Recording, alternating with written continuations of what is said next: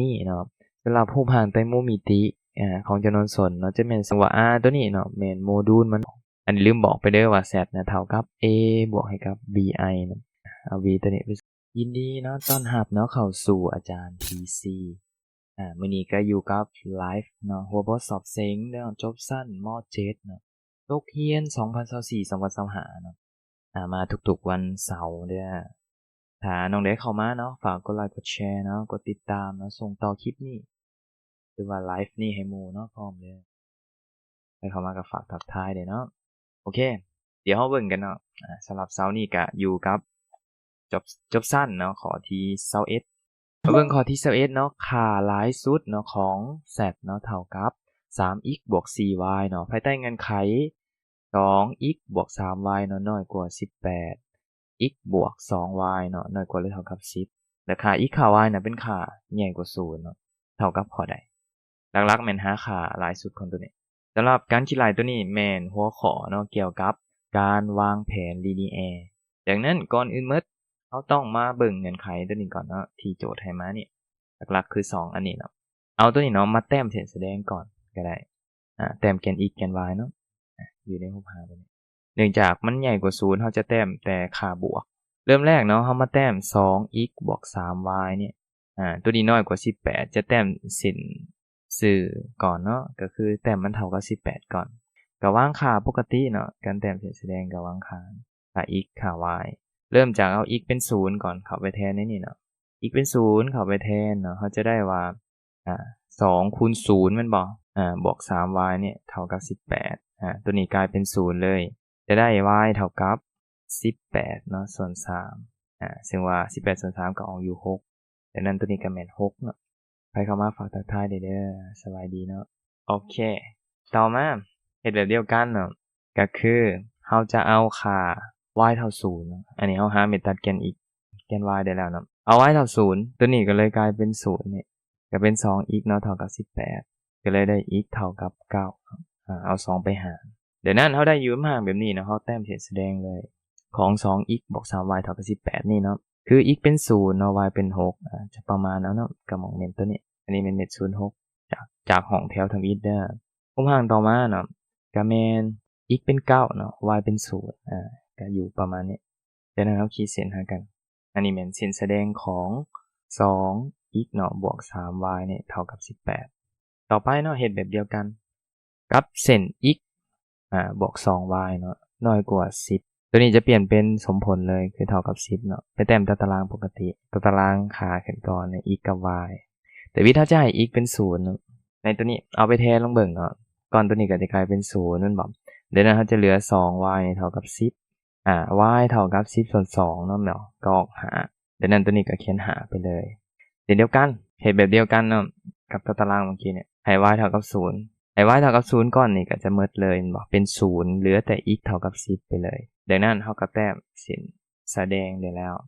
เริ่มเม็ดทำอิฐแม่นบ่ x เป็น0เนาะ y เป็นหา0อยู่นี่ y เป็นหาแนวใดก็ต้องรูท6อยู่แล้วเนาะก็อยู่ประมาณนี้x เป็น0 y เป็นหาเช่นเดียวกัน x เป็น10เนาะ y เป็น0ก็อยู่หม้องนี้มันต้องหลายกว่า9อยู่แล้วเนาะตัวนี้แม่นเม็ดx เป็น10เนาะ y เป็น0แล้วเราก็ขีดเส้นตัวนี้หากันจะได้เม็ดประมาณนี้ที่เหลือเนาะโจทย์นี้เพิ่นบอกว่า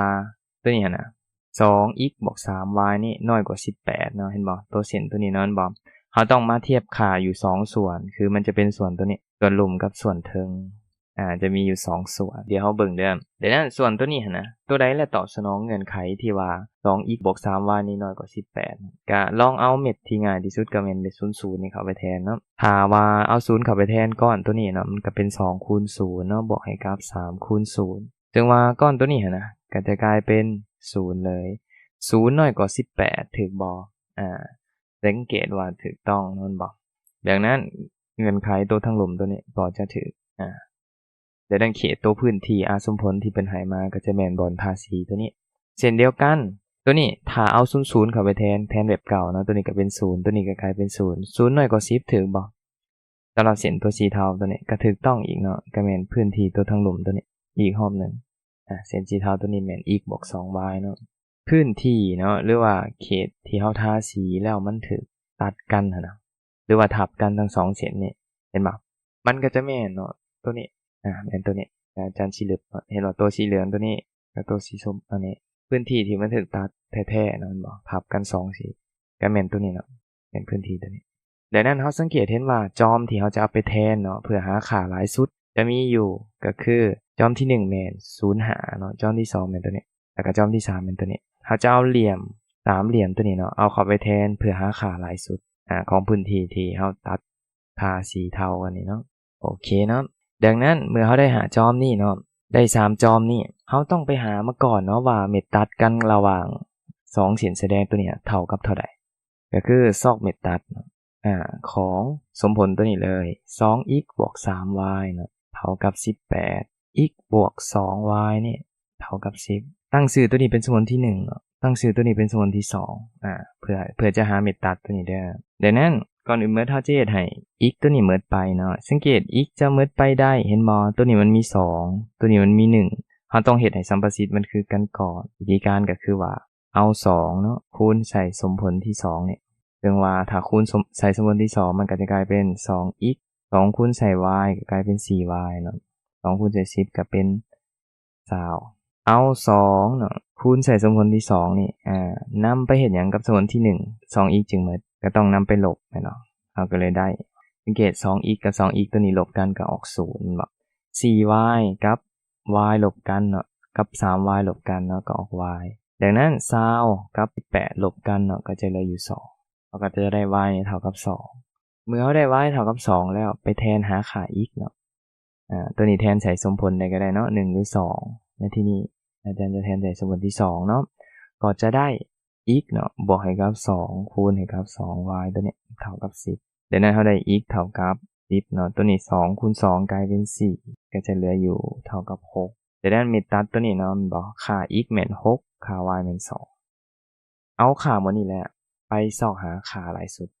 สำหรับให้ฮู้คำตอบเนาะคอมเมนต์เข้ามาได้เด้อหรือสนใจหรือว่ามีข้อสงสัยหยังก็สอบถามเข้ามาได้เด้อเมื่อเราได้เม็ดตัดแล้วเนาะก็จะมีอยู่3เม็ดนี่เนาะจะเอาเข้าไปแทนปกติก็เอา00เข้าไปพร้อมนั่นแหละเนาะเม็ดเข้าแต่ว่า00มันบ่เกิดเนาะค่าหลายสุดแน่นอนซอกแม็กเนาะของ z เนี่ยที่เท่ากับ 3x บวก 4y เมื่อมีเม็ด0.5x เท่า0 y เท่า5เราก็จะได้เนาะ z ตัวนี้เท่ากับ3คูณ0เนาะบวกให้กับ4คูณ5ถึงไปหลายแล้วเนาะก็จะออกอยู่20อันนี้เป็นเม็ดทำอิฐเม็ดที่2ก็แม่น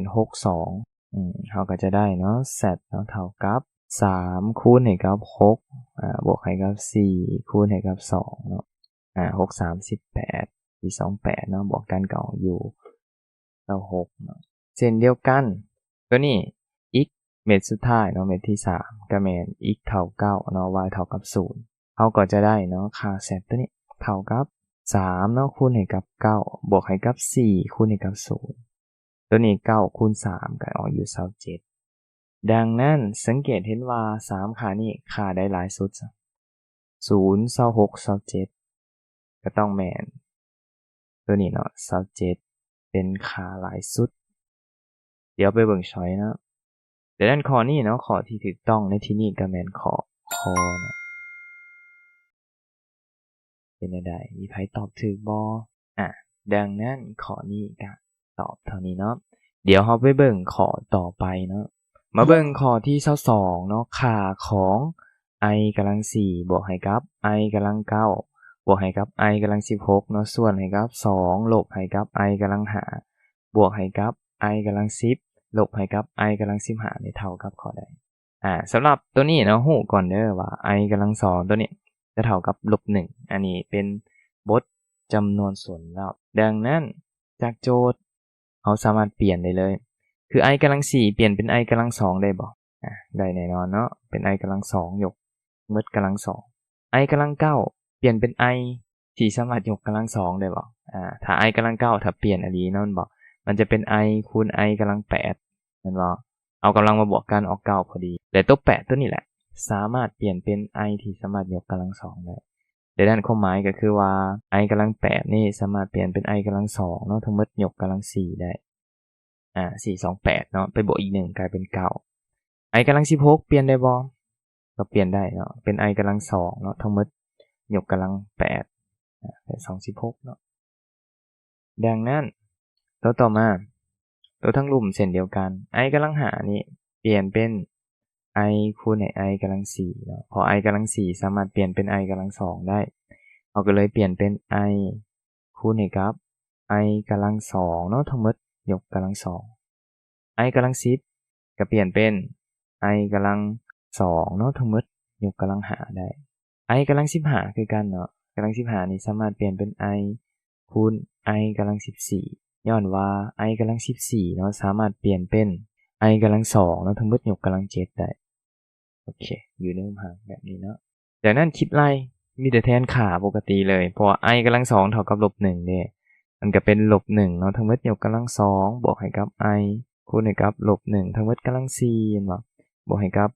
-1ทั้งหมดยกกำลัง8เนาะส่วนให้กับตัวนี้2ตัวนี้ก็กลายเป็น-i เนาะ-1ทั้งหมดกำลัง2บวกให้กับ-1เนาะทั้งหมดยกกำลัง5ลบให้กับ i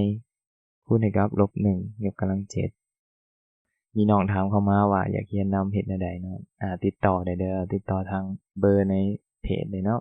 หรืออินบ็อกซ์เข้ามาก็ได้โอเคจากนั้นเห็นบ่-1ยกกำลัง2นี่ออก1เนาะก็-1ตัวนี้ยกกำลัง4มันเป็นกำลังคู่มันก็จะออก1ไปคูณ i ก็ออก i เลย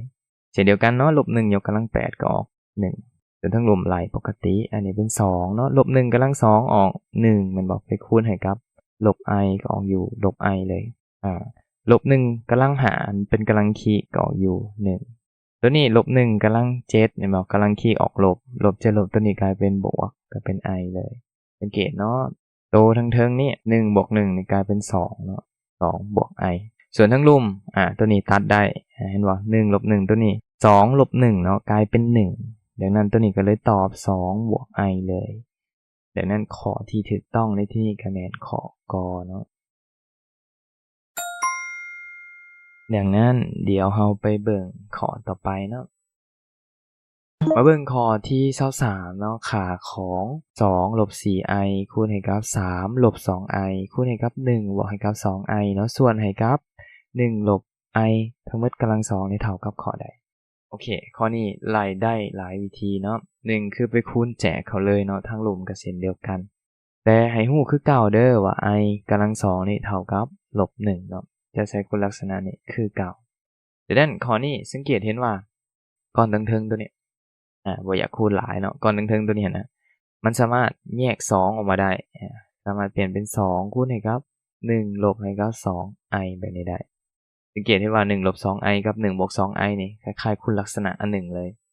ก็คือ a หยังกำลัง2เนาะลบ b กำลัง2บ่เท่ากับหยัง a ลบ b หั่นเด้คูณให้กับ a บวก b ได้ดังนั้นก็เลยได้ว่า1ลบ 2i กับ1บวก 2i นี่คูณกันเนาะก็เลยจะกลายเป็น2คูณให้กับ1กำลัง2ลบให้กับตัวนี้ 2i ตัวนี้ทั้งหมดยกกำลัง2ส่วน3เนาะลบ 2i นี่เขียนคือเก่าทั้งหลุมคือกันทั้งหลุมตัวนี้ไปแจกตามเอกพจน์เลยเอกพจน์เฮามีแม่น a ลบ b ทั้งหมดกำลัง2เด้เท่ากับหยัง a กำลัง2เนาะลบ 2ab บวก b กำลัง2ดังนั้นตัวนี้ก็กลายเป็น1กำลัง2เนาะลบ2คูณ1คูณ i บวกให้กับ i ทั้งหมดยกกำลัง2อันนี้ไปลองไล่ต่อเนาะ2ตัวนี้ i กำลัง2ตัวนี้มันก็จะออกลบ1เห็นบ่มาใส่2กำลัง2ตัวนี้กลายเป็น4ดังนั้นตัวนี้มันก็กลายเป็น4หรือว่าลบ4หั่นแหละเนาะแล้วลบจะลบตัวนี้กลายเป็นบวกแม่นบ่มันก็เลยกลายเป็นบวก4มาบวกอีก1กลายเป็น5เลยส่วนตัวนี้ก็เป็น3ลบ 2i ทั้งรวมลองไปตัดเบิ่งเนาะเพราะว่า i กำลัง2ตัวนี้มันเท่าหยังลบ1แม่นบ่ดังนั้นตัวนี้ก็เลยกลาย1กับลบ1นี่ตัดกันตัวรวมก็เลยกลายเป็น 2i เลยเพราะ2คูณ1กับคูณ i ก็เป็นลบ 2i เนาะเนื่องจากก้อนตัวนี้เห็นบ่มันตัดได้ก็เลยได้อยู่ในมุมห่างแบบนี้ก็เลยเป็น5คูณให้กับลบ 2i บ่ส่วนให้กับลบ i แต่จากตัวเลือกเนาะมันบ่มีได้เนาะ i อยู่ทางหลุมเฮาก็ไปคาดคู่ปกติก็คือคูณ i คูณหลุมคูณเทิงนั่นแหละใส่ดังนั้นเฮาก็เลยจะได้ว่าทางเทิงเนาะi ตัวนี้เอามาเขียนเป็น5i ก็ได้ส่วนทั้งหลุมi คูณ i ก็กลายเป็น i ทั้งหมดยกกำลังสองซึ่ง i กำลังสองเท่ากับ-1แม่นบ่-1ไปเจอลบตัวนี้ก็กลายเป็นบวกก็เลยเหลือแต่ก้อนเทิงๆเลยโอเคค่าก้อนเทิงๆก็ไปแจกเข้าปกติดังนั้น 5i คูณให้กับ3นั่นบ่ก็กลายเป็น 15i 5คูณ2ก็กลายเป็น10i คูณ i ก็กลายเป็น i กำลังสองดังนั้นตัวนี้ i กำลังสองมันออกอยู่-1ไปเจอตัวนี้ก็กลายเป็นบวกเลยดังนั้นมันก็เป็น 15i บวกให้กับ10หรือเขียนอยู่ในห่างเป็น10บวกให้กับ 15i ก็ได้ดังนั้นข้อนี้ก็ตอบข้องอไปเนาะของงอแม่นข้อที่ถูกต้องโอเคเนาะสำหรับข้อนี้เนาะใครเข้ามาฝากทักทายได้เด้อขอบใจเนาะสำหรับทุกๆคอมเมนต์เนาะโอเคดังนั้นเดี๋ยวเราไปเบิ่งข้อต่อไปเนาะมาเบิ่งข้อที่24เนาะรูปร่างไตรโมมิติเนาะของ Z เนาะเท่ากับ1บวกให้กับราก3ของ i ส่วนให้กับ1ลบราก3ของ i แม่นข้อใดสังเกตเนาะในการคิดไล่ตัวนี้เนาะสำหรับรูปร่างไตรโมมิติของจำนวนส่วนเนาะจะเป็น Z เท่ากับ r เนาะโคสเตตาบวกให้กับ i ซินเตตาตัวนี้ถึงว่า r ตัวนี้เนาะแม่นโมดูลมันเนาะก็แม่น5 2ของ a กำลัง2บวก b กำลัง2อันนี้ลืมบอกไปเด้อว่า z นะเท่ากับ a บวกให้กับ bi นะก็ซอก r จากตัวนี้และก็การหามุมมันก็แม่นตังของมุมเตตาตัวนี้เท่ากับ b ส่วน a เนาะเอา b ตัวนี้ไปส่วน a เพื่อหามุมเตตาตัวนี้มาเติมเนาะให้อยู่ในรูปร่างไตรโมมิติดังนั้นตัวนี้จะบอกทริคลัดนิดนึงเดี๋ยวมันจะมีทริคเนาะก่อนจะเปลี่ยนเป็นรูปร่างไตรโมมิติต้องเปลี่ยนเป็นรูปร่างพฤกษคณิตทั่วไปก่อนก็คือรูปร่าง a บวก bi นั่นแหละจาก z ตัวนี้เท่ากับก้อน1บวกราก 3i ตัวนี้ส่วนให้กับ1ลบราก 3i ตัวนี้เราสามารถเฮ็ดได้คาดคู่เนาะ1ลบราก 3ตัวนี้ก็คูณ1บวกราก 3ใส่คูณหลุมคูณเทิงใช่เลยตัวนี้ที่จริงคันอยากลัดก็ได้เนาะหน่อยหนึ่งเนาะถ้าว่ามันอยู่ในห่าง a บวก bi ตัวนี้นะแล้วเอาไปคูณ a ลบ bi ตัวนี้ที่จริงมันก็มีสูตร a กำลัง2ลบ b กำลัง2นั่นแหละแต่ว่าเนื่องจาก i เป็นกำลัง2นะมันก็จะกลายเป็นเครื่องหมายลบเนาะเท่ากับลบ1 i กำลัง2เท่ากับลบ1ดังนั้นลบมาคูณให้ลบตัวนี้กลายเป็นบวกมันก็จะเป็น a กำลัง2บวก b กำลัง2แบบนี้เลยดังนั้นตัวนี้เราก็จะลัดเนาะก็คือว่าตัวทั้งเทิงนี่มันเป็น1บวกให้กับราก3เนาะ i เนาะทั้งหมดยกกำลัง2ส่วนทั้งลุ่มอิงตามรูปหารตัวนี้ก็กลายเป็น1กำลัง2บวกให้กับราก3เนาะกำลัง2ในเทิงไปแจกเอกพจน์ปกติ a กำลัง2เนาะบวก 2a b เนาะแล้วก็บวกให้กับ b ทั้งหมดยกกำลัง2ตัวนี้ส่วนนะครับทั้งลุ่มนี้1กำลัง2ออก1เนาะราก3ก็ตัดกับก็กลายเป็น1บวก3เลยน้อยนึงทั้งเทิงเนาะตัวนี้ราก3กับตัวนี้ตัดเนาะแต่ว่า i เป็นยกกำลัง2มันออกลบ1เนาะดังนั้นตัวนี้มันจะเป็นลบ3ก้อนนี้จะเป็นลบ3ลบ3มาเจอกับบวก1ก็กลายเป็นลบ2ลบ2บวก2ราก3เนาะส่วนให้กับตัวนี้ก็กลายเป็น4เนาะดังนั้นเอาฮอนลงเนาะก็จะได้เป็นเอา2ไปฮอนเด้อตัวนี้ก็กลายเป็นลบ1บวกให้กับราก3เนาะส่วนให้กับตัวนี้มี i เด้อราก 3i ตัวนี้ลืม i เนาะก็เป็นราก 3i เนาะส่วนให้กับ2เอา2ฮอนเนาะฮอนหลุมฮอนเทิง2ตัวนี้สามารถแยกไปใส่แต่ละส่วนได้โอเคจะอยู่ในมหาวิทยาลัยจริงๆฮอนนี่ตอบได้เลยเนาะก็คือว่าเห็นบ่สังเกตจากตำรารูปหารไตรโมมิติก็ได้เห็นบ่